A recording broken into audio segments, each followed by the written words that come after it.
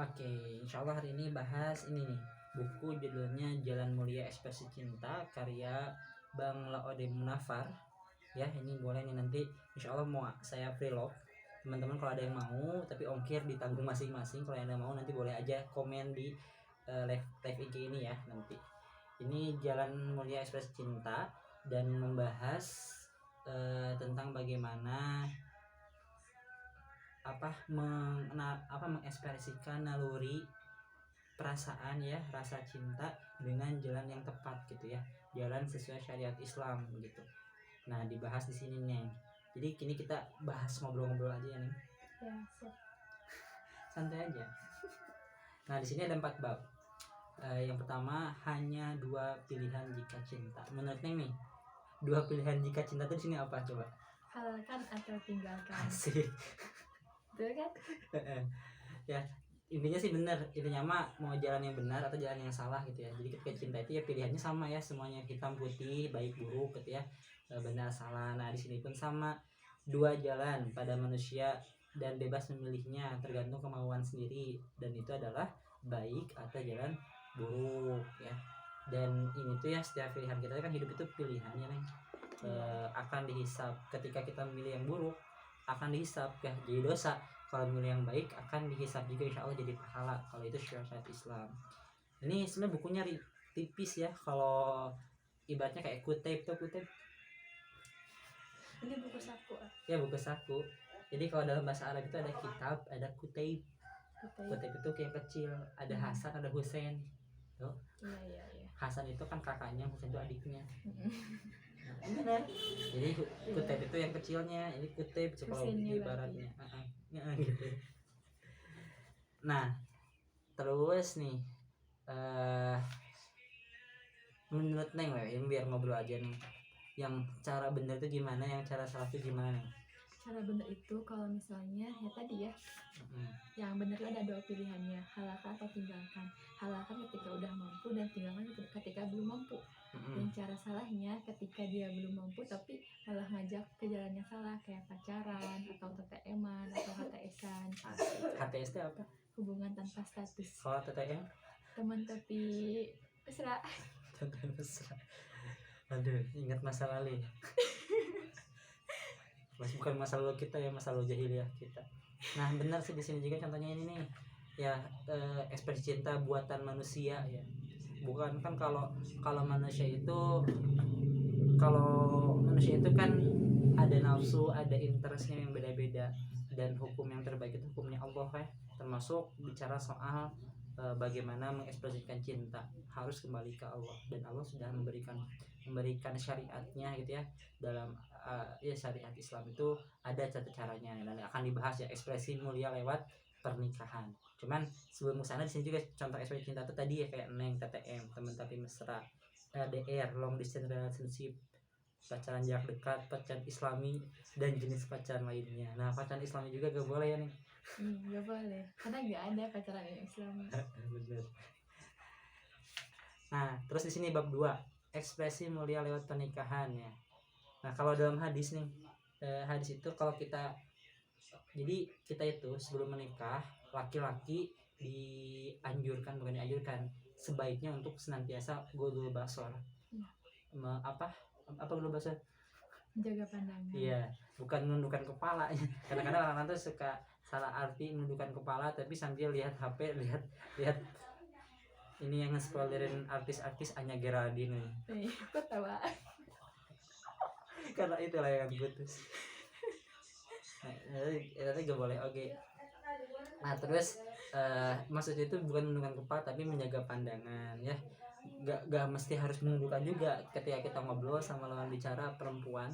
Nah, kalau seandainya kita gak bisa menjaga pandangan, malah justru dibayang-bayangkan yang aneh gitu ya, malah justru nantinya syahwat, itu yang gak boleh gitu ya. Beberapa ulama pun bahkan ketika misal menjaga pandangan itu bukan hanya sekedar pandangan ya, kayak kalau AA sih ya memahaminya itu kayak misal kita bersentuhan pun intinya mah menjaga syahwatnya sendiri gitu ya. Kan pandangan itu adalah pintu pertama gitu kan, pintu pertamanya kita melihat yang cantik dikit gitunya, terus syahwat bisa muncul. Tapi kalau kita bisa menjaga pandangan ketika melihat wanita pun ya, menurut AA sih ya, zaman sekarang itu sulit gitu ya, jadi gak apa-apa selama kita bisa menjaga pandangan, ngerti gak? Iya ngerti. Tapi faktanya laki-laki mah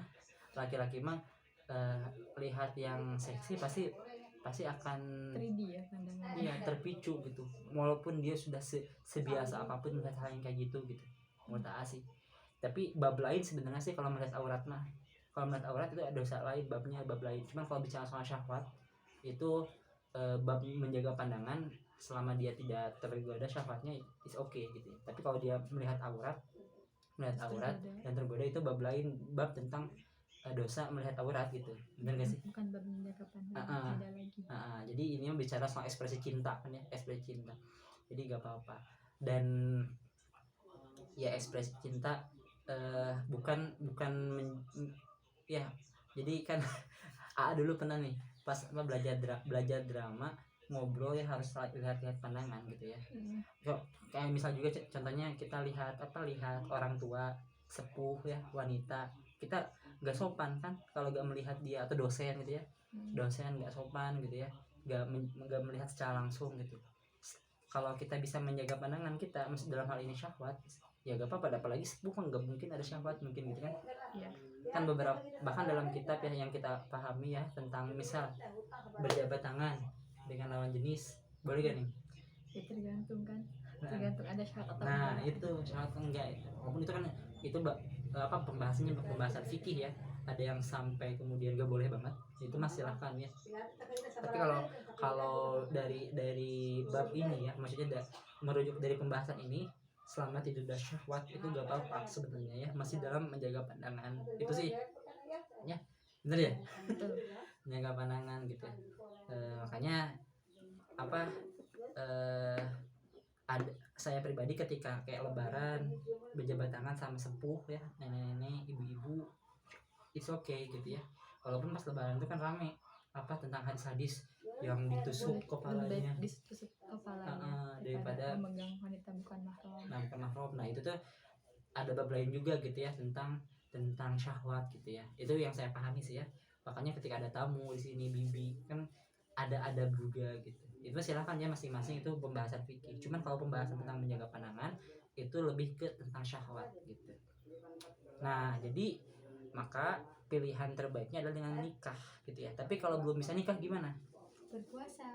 Itu hadisnya ada, ketika kita gak bisa nih, jadi levelnya 3 level pertama itu menjaga pandangan, dan wanita juga menutup aurat gitu kan ya, laki-laki juga menutup aurat. Jadi menjaga pandangan itu bukan cuma laki-laki ya, benar gak? Wanita juga menjaga pandangan, banyak sekarang Korea gitu ya, atau lihat ganteng sedikit Arafi ganteng gitu kan. Saya juga kan laki-laki ya, jadi iya ganteng. Tapi benar faktanya Neng, banyak kan yang spoiler sekarang kan sosial media tuh, dan AA itu ya bukan sok-sokan kenal juga banyak yang kenal, bahkan mungkin bisa jadi banyak perempuan yang spoiling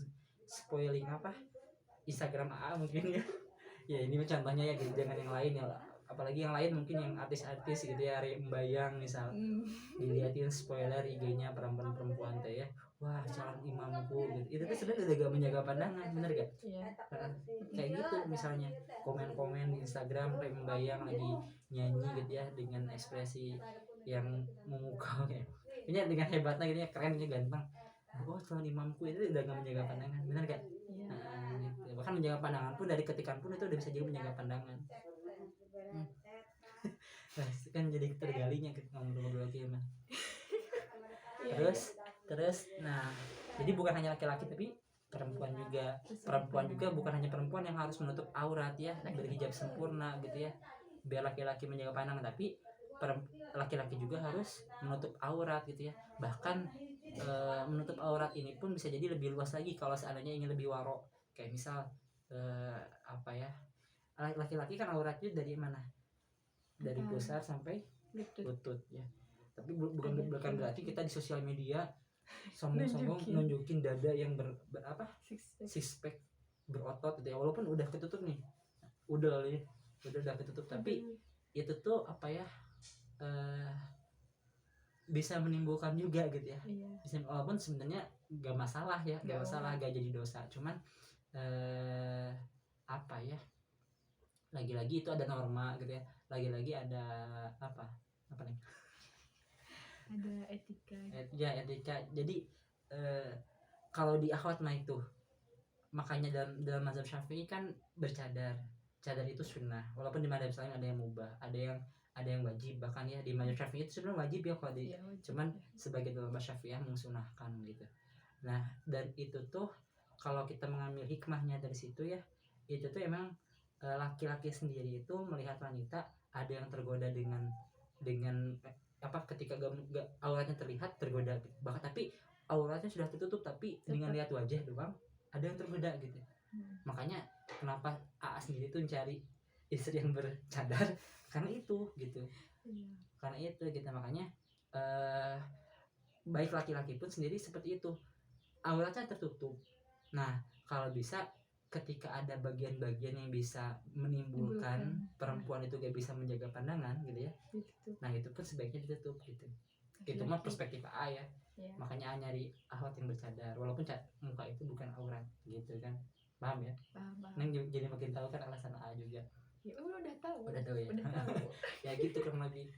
Nah, makanya itu level pertama ya, menjaga pandangan dan menutup aurat. Bahkan bukan hanya menutup aurat gitu ya, menjaga pandangan tuh, kita menjaga pandangan itu bukan hanya sekedar pandangan tapi juga lebih ke syahwat.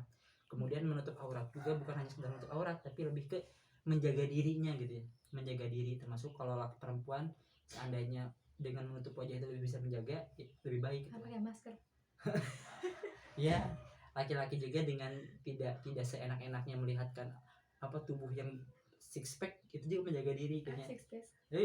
Six pack. Kitanya bener kan nih? Aduh, ini bener kalau ngobrol kan menggali ya. Iya, jadi kemana-mana bisa kena. Jadi itu ya, menjaga pandangan dalam hal ini syahwat, menutup aurat dan juga menjaga diri gitu ya, lebih luasnya gitu. Itu lebih tenang sih ya kalau gitu. Nah, level kedua tadi ya, ketika kita mengekspresikan cinta itu adalah dengan berpuasa. Walaupun di buku ini gak dibahas sih, karena ini lebih ke alur menuju pernikahannya sendiri gitu. Cuman sebelum kesana, ketika kita merasa belum mampu ya, kayak misal usia balik, berapa baliknya perempuan? Beda-beda sih ya. Biasanya tuh umur 12-an ada yang udah balik, umur 9 juga kadang ada. Iya, kalau kita belajar dulu waktu